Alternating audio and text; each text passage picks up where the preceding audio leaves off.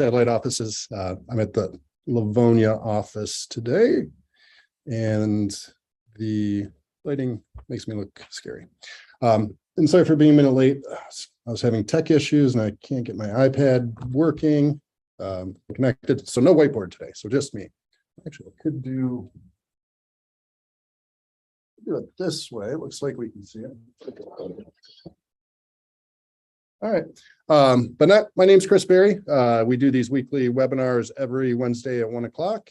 And it's really just answering questions that people either submit ahead of time or submit while on the call. And I did have one question that was submitted ahead of time, and then someone just sent in another question. And we do these just answering any legal, financial, or tax questions that may be coming up, talking about any big changes coming up. There's no PowerPoints. It's not scripted. It really is just for you. And we always start with a positive focus, something positive that happened over the previous week or either personally or professionally.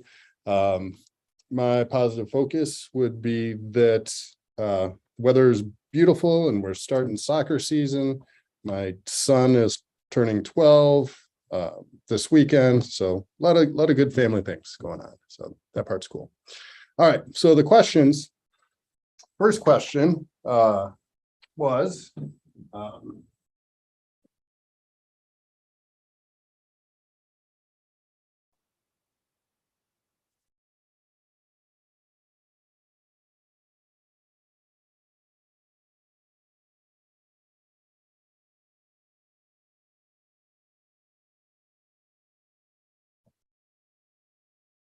so first question, and hopefully we can see that. Let me see if I can see it. I don't know if you can read that or not. So the first question was submitted is that the person's spouse has Parkinson's, doing pretty well right now, diagnosed, has a diagnosis, but still independent, still doing well with it. And they have a revocable trust. And the concern is what happens if they were to need long-term care in the future. And also part of the question was like, can we get long-term care insurance or not? So one of the problems is once you have some type of diagnosis like Parkinson's or Alzheimer's or something like that, for a majority of the different types of long-term care policies that are available, you're not going to qualify. You have an underlying condition, okay? There is one type of long-term care that's tied to creating an income stream where, let's say we move $300,000 into an income annuity. That income can give you, say, making up numbers, $20,000 a year worth of income, even if you blow through what would be the 300,000. And then also, if you're going to need 2 activities of daily living, then that $15,000 a year income stream would jump or double to $30,000 a year. So it's an income stream that includes what we call like a home healthcare doubler that could be used to double the amount of income to cover home care, to cover assisted living or nursing home costs. That requires no underwriting, but you have to go 2 years from the time you set this up before you need that type of benefit, before that long-term care doubler would trigger. So we've done that for clients in the past. We had a widower, a gentleman, his wife passed away, but he was diagnosed with Alzheimer's, living at home, but we knew that they're going to need home care in the future and assisted living. So we took a portion of his IRA money, repositioned it into this income annuity so that at the point of needing home care, we can flip the switch and now he can receive more benefits than normally he'd be available to. So it's just a way to leverage some of the money to pay for something that we know 3 out of 4 people will need long-term care. But really, the other option is instead of setting up a revocable living trust, we could set up an asset protection trust and move assets, move the home, move the cottage into that trust. And then once we make it 5 years before we need nursing home care, everything inside of that trust would be protected from that nursing home or Medicaid spend down, because we have a governmental program called Medicaid that'll help pay for nursing home care. But to qualify for Medicaid, At most, a couple can have $120,000 of countable assets. Countable assets are basically everything other than a home, small cash value of life insurance, personal belongings, and prepaid funeral. Everything else is a countable asset. So what the Castle Trust does, the Asset Protection Trust does, is we set up the trust, we move the assets in the trust, and then if we can make it 5 years before we need a nursing home, then everything inside of that trust would be protected from that nursing home or Medicaid spend down. And now we can have Medicaid pay that base level of care, and then we have a pot of resource available to pay for additional services to improve quality of life. Or if we're married, and in this question they were, one spouse isn't completely impoverished having to pay for the care of the sick spouse. And then also most people would rather leave the money to their kids versus say a nursing home. And we know if 3 out of 4 people need long-term care, we know 1 out of 2 will need nursing home care. So to answer the question of if you have a diagnosis already, what are the options in terms of trying to protect assets to cover long-term care costs? Really, we're locked to just 2 options. One is a legal option. One is a kind of long-term care insurance option that doesn't have any type of underwriting. And this is where just the earlier you start thinking about these things, the more options you're going to have on the table and more options.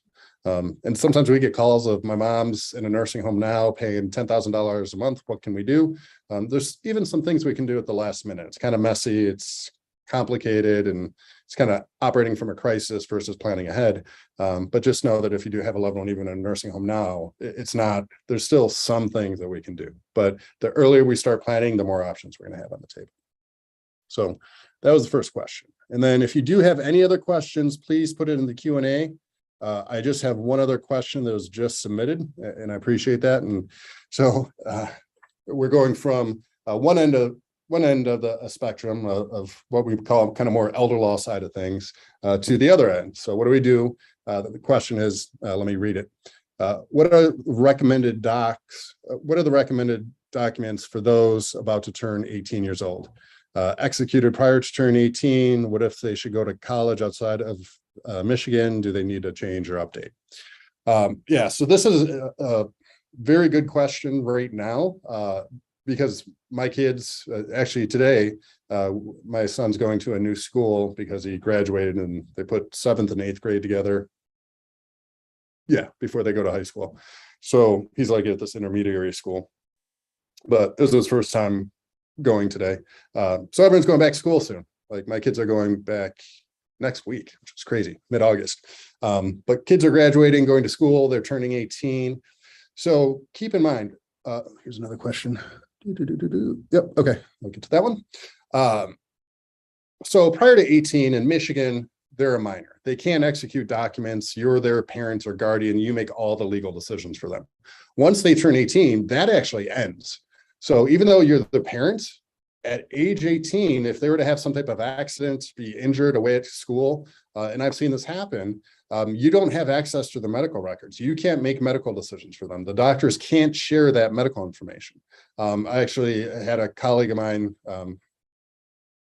he didn't do any planning for his kids. She was 21 over at Grand Valley, got in an accident, and he couldn't get any information because she hadn't done any powers of attorney. And so, especially with the HIPAA authorization these days, they can't share that private medical information. So if you have someone who's 18 or a young adult who maybe is not married, doesn't have kids, doesn't even think about estate planning for themselves, there's 2 things you need. And we call these disability documents. So anyone over the age 18 needs these 2 disability documents. And the first thing is a medical power of attorney. So this is a document appointing you as the parents to be able to make medical decisions for the individual. God forbid you would have to. And then the other is the financial power of attorney. So if they get a knock in their head, being able to pay their bills, getting access to their medical information, because that's typically where the HIPAA authorization is found, is not only in the medical power of attorney, but also the financial power of attorney. So if you do have a child who's turning 18, they have to sign these after they're 18. So you can't sign them when they're 17, but you have to have the kids sign it when they're 18 because that's the age of majority in Michigan. And then, so they should have that financial power of attorney and the medical power of attorney, typically appointing you as the parents to be able to do that. The rest of this question, what if they should go to college outside of Michigan? Do they need to change it? Not really, because chances are they're going to come back. Chances are they probably use home as a mailing address, so they wouldn't have to change it. And just keep in mind, having something is better than nothing. So, and that's super easy. So if you do have children turning the age of 18, just give us a call. We'll draft up the documents, very cost effective. And the kids typically don't care. So you just kind of grab their ear and make them, hey, sign this. God forbid something happens when you go away to school, we'll be able to help you. So hopefully that was helpful. All right, here's a follow-up question. How do I know if my POA is effective now? We would have to take a look at it. So your medical powers of attorney don't kick in until you're incapacitated. Your financial power of attorney may be effective immediately, or we might have springing powers of attorney. If you're asking whether it's still like valid or good or legal, it would just depend on when the documents were executed. But if you have questions, give our office a call, and we'll do what we call a legacy audit. I just did that with a client right before. He had some documents drafted up from UAW Legal Services, like on the blueback pieces of paper. We walked him through all the things that it covers, the things that he was missing. He was missing a financial power of attorney, and then the missed opportunities. Like, okay, if your goals are here, but you have this UAW Legal Service estate plan, there's going to be some gaps maybe between what your goals are. Okay, so here's another question. I have two more questions that just came in. Okay, let's do this question first. So please explain fiduciary duties and how they apply to financial and legal advisors. Under fiduciary ethics, what should a financial advisor do with a commission on an annuity or insurance product sold to a client? If the advisor claimed to be a fiduciary, does the client have any claim on the commission? How can it be clawed back by the client? Okay, so the question is kind of like a two-part question. So help me understand fiduciary duties for financial and legal advisors. So let's start with not all financial professionals have to act in your best interest. A lot of financial professionals, even people that call themselves financial advisors, depending on their licensing, they may only have to sell you something that's suitable. They don't have to act in your best interest. So if you're dealing with an insurance salesman where all they do is sell annuities and life insurance, if you're working with a broker dealer where they're selling you mutual funds, basically they just have what's called a suitability standard, where they just have to make sure whatever they sell to you is suitable. Versus my role, and I'll talk about what gives me or what forces me, other than just being a good person, to always act in my client's best interest. I'll talk about that in a second. But my role as a fiduciary, a true fiduciary, is think of it like this: like suitability is walking into a butcher shop and making sure that they don't sell you any rancid meat. My role as a fiduciary would be more of a dietitian, of saying, maybe you shouldn't walk into a butcher shop, maybe you should go have a salad. Now that said, I'm a big fan of meat, and I just cooked up a wonderful brisket last night. So personally, I'm much more of a meat versus salad person. That's neither here nor there. But so think of it like this: like someone's going to sell you something, and it just has to be like not horrible for you. And it could be in their best interest to sell you that product or tool. Versus my role as a fiduciary, I'm on the same side of the table as my clients. I always have to act in their best interest. And so where that stems from in terms of my licensing is, first of all, I passed what's called a Series 65. So we can manage clients, put together financial plans for clients. And part of that Series 65 is I have to act in my client's best interest. Like, that's just to maintain my Series 65, I have to be best interest.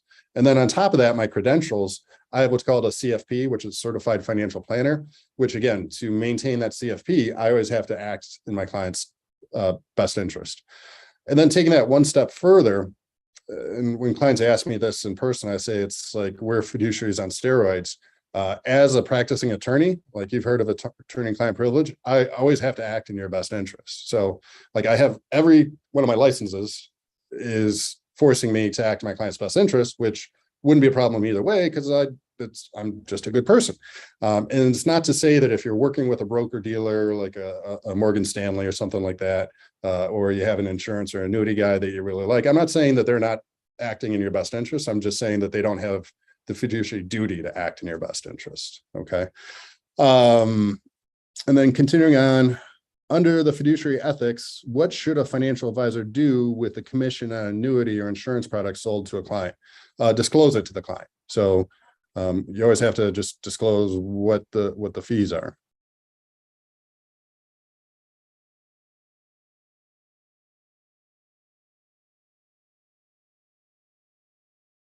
It's disclosed on like how you get paid. How can it be clawed back to the client? It typically can't unless that insurance product wasn't in the client's best interest. Or actually, for the insurance company, they just want it to be suitable. So you'd have to go after them as a fiduciary. Like if it's just a straight insurance guy that isn't a fiduciary, isn't a CFP, it would have to be not suitable. If they were a fiduciary, then somehow it'd have to be proved that the insurance product wasn't in the client's best interest. So again, that's where the fiduciary rules are important. Like you want to work with the highest fiduciary you can. So hopefully that's helpful. All right, here's the next question. I have two more left. What is the short-term and long-term outlook for personal income taxes, including the probable Inflation Reduction Act? Any proposed changes to the non-taxability of Roth accounts? Yeah.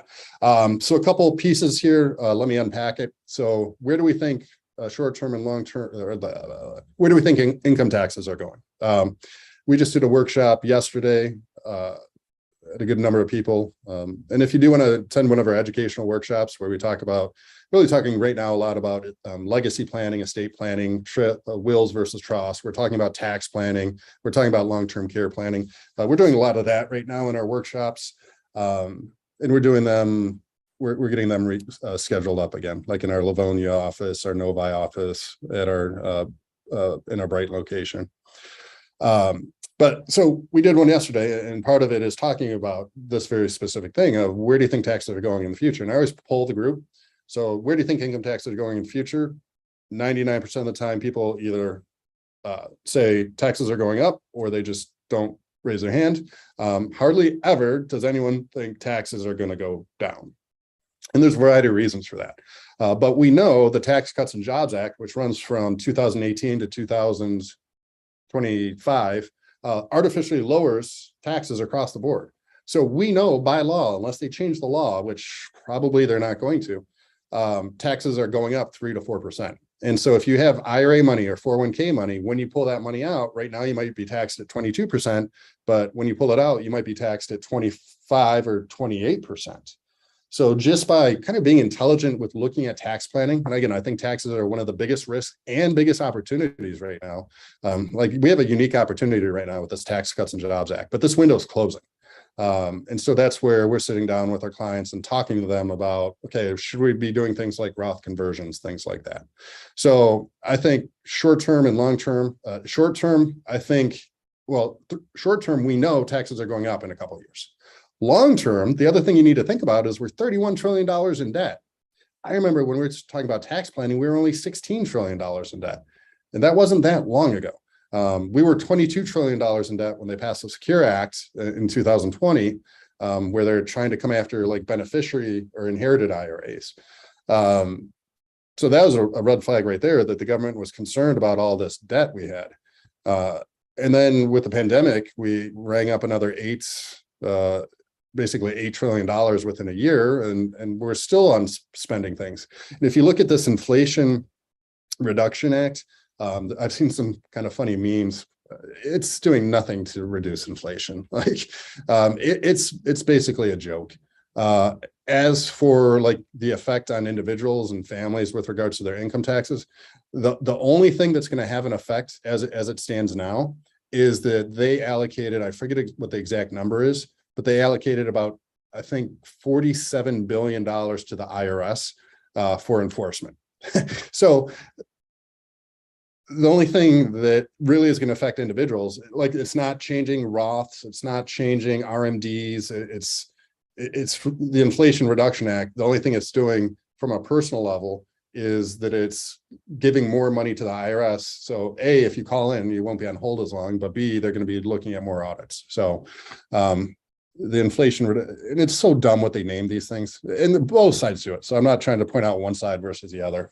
Like the Secure Act, like there's nothing about securing your retirement in there. It was silly. And calling this the Inflation Reduction Act, like the Secure Act, one of the provisions in the Secure Act push back smoking age from 18 to 21. Like, what does that have to do with retirement, securing retirement? So it's just, don't get me wound up on that stuff. But yeah, the Inflation Reduction Act, that's really it doesn't